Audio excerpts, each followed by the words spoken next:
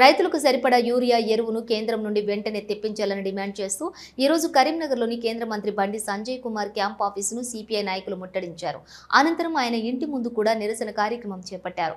రైతులు ఎదుర్కొంటున్న ఇబ్బందులు, ఎరువుల కొరతపై కేంద్రం తక్షణ చర్యలు తీసుకోవాలని వారు కోరుకున్నారు. అయితే పోలీసులు సిపిఐ నాయకులను అడ్డుకున్నారు.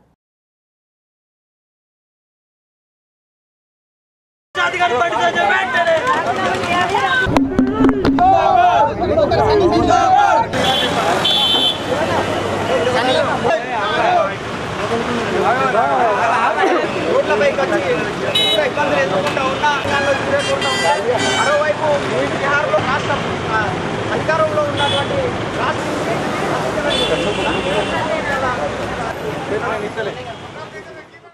తెలంగాణలో యూరియా కొరతను నిరసిస్తూ భారత కమ్యూనిస్ట్ పార్టీ ఆధ్వర్యంలో కేంద్ర మంత్రి బండి సంజయ్ కార్యాలయాన్ని ముట్టడించడానికి పిలుపునియడం జరిగింది. తెలంగాణలో తీవ్రమైన యూరియా కొరత ఉన్నది. కానీ కేంద్రంలో ఉన్నటువంటి బీజేపీ పార్టీ ఎలక్షన్ల దృష్ట్యా బీహార్లో ఎలక్షన్లు జరుగుతూ ఉంటే అక్కడ ఎక్సెస్ ఇంకా సరిపడ కన్నా ఇంకెక్కువ మొత్తాన్ని వాళ్ళు సరఫరా చేస్తూ ఉన్నారు. అదేవిధంగా బీజేపీ పాలిత ప్రాంతాల్లో రాష్ట్రాలలో యూరియాను సప్లై చేస్తూ ఉన్నారు. కానీ తెలంగాణ రైతాంగానికి తీవ్రమైన అన్యాయం చేస్తూ ఉన్నారు.